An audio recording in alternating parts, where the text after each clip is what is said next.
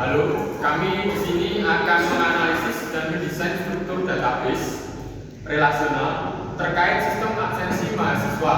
Tapi sebelum itu kami akan perkenalkan diri terlebih dahulu. Saya Matthew, saya Thomas, Saya Presiden. saya Abdul. Oke, sekarang kita akan langsung lanjut ke poin-poin pertanyaan. Sebutkan tabel utama yang dibutuhkan dan itu akan dijelaskan oleh teman kita, Thomas. Baik, di sini saya akan menjelaskan beberapa tabel. Yang pertama ada tabel matkul yang berisi ID matkul dan nama. Yang kedua dosen yang berisi ID dosen, nama, nomor telepon, dan ID matkul. Yang ketiga prodi, ID prodi yang berisi ID prodi, nama, dan ID dosen. Yang keempat mahasiswa yang berisi NIM, nama, ID prodi, nomor telepon, alamat, dan tanggal lahir. Yang kelima jadwal yang berisi ID jadwal, ID matkul, ID prodi, hari, jam, dan jam mulai dan jam selesai. Yang keenam presensi yang berisi ID presensi, NIM, ID matkul, ID prodi, dan kehadiran.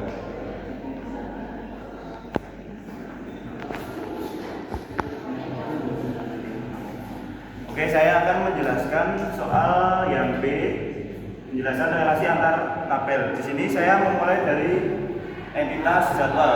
Nah, di sini jadwal yang kita pakai adalah jadwal mingguan yang mempunyai banyak matkul perharinya. Langsung saja di sini digeser ke bagian dosen.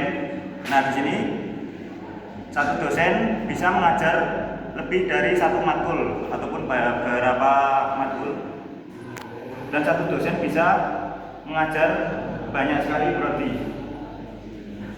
Untuk bagian entitas mahasiswa di sini mahasiswa bisa memilih banyak sekali prodi dan bisa mengisi banyak sekali presensi.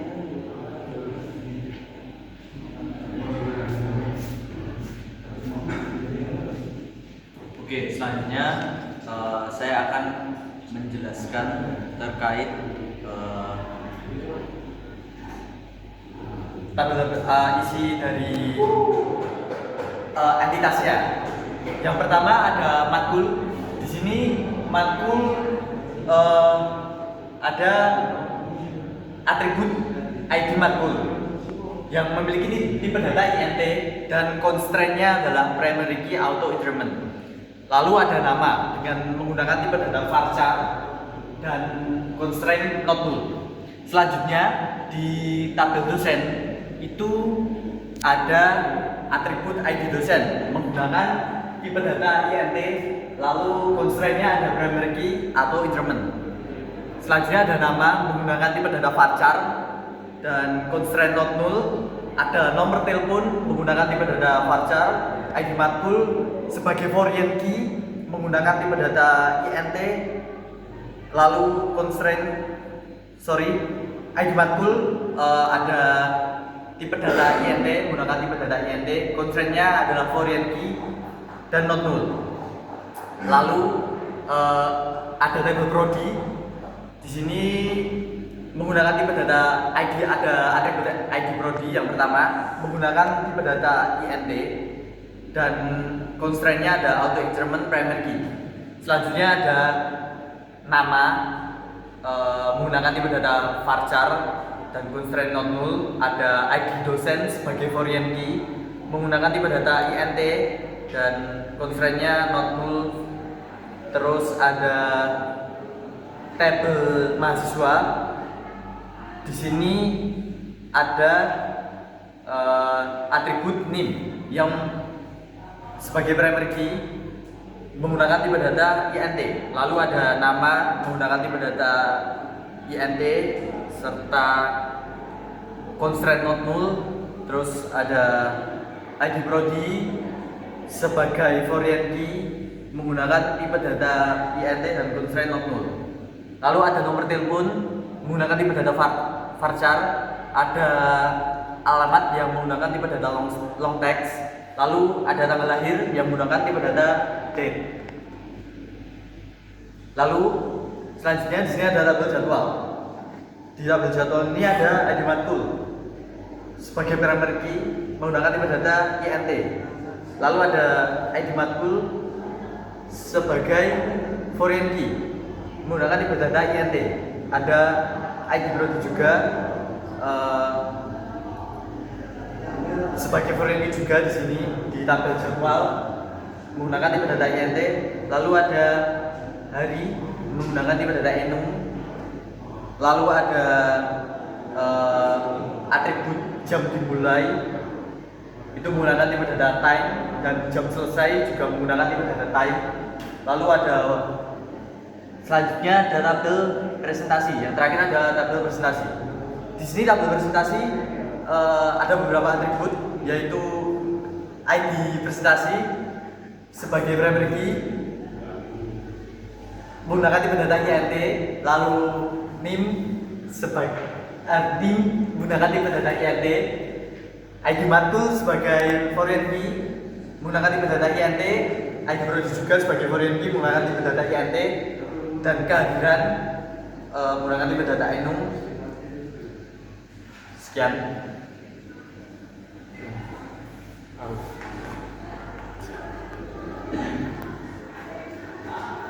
Oke, kali ini kita akan lanjut ke poin pertanyaan berikutnya, yaitu mengapa model relasional cocok digunakan pada sistem absensi mahasiswa ini.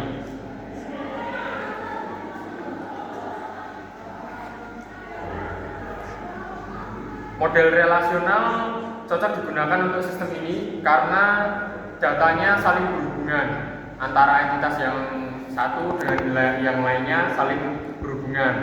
Itu yang pertama. Lalu yang kedua, model relasional itu dapat mengatur identitasnya seperti primary key dan yang non primary key, sehingga ini menjaga konsistensi identitas data. Lalu yang ketiga, model relasional ini dapat menampung semua hubungan lewat foreign key. Jadi tidak perlu menyalin data berulang kali di setiap tabel, dan tidak perlu merubah data satu persatu, karena data yang utama, ketika data yang utama dirubah, otomatis data yang bertipekan foreign key juga otomatis akan berubah. Itu saja.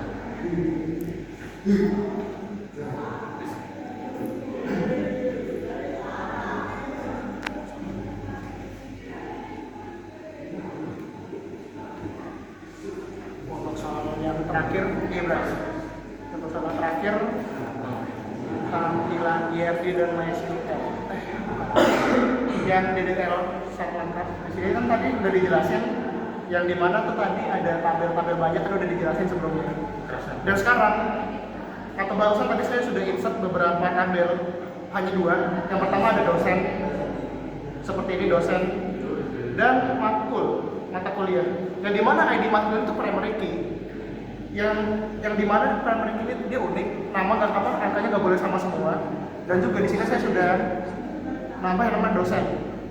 Dia mengajari ID matkul tadi kan ada satu, yang satu kan konsep informasi, yang kedua tuh basis data. Sesuai dari foreign key yang ada di matkul. Dan sekarang kita akan mencoba select.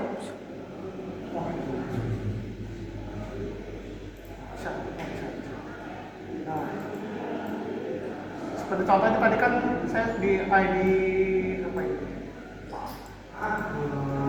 ID contoh tadi matkul di tabel matkul. Di sini kan udah ada di ID matkul 1, 2 dan serta namanya. ID matkul 1 konsep interpreting system itu basis data. Dan yang di dosen ini otomatis kebaca dari ID matkulnya, dikarenakan ini menggunakan foreign key. Tuh ada kan pilihan basis data konsep sistem informasi. Dan sekarang di sini saya akan memberitahu cara untuk select datanya. Yang pertama-tama di sini saya menggunakan pastinya pakai sel biar gampang dibaca.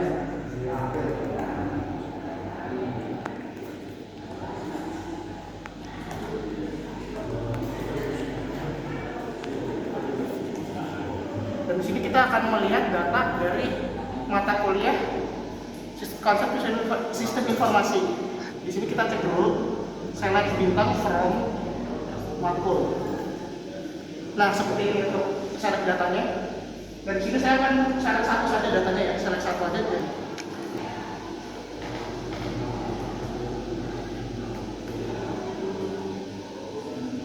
Bentar nih.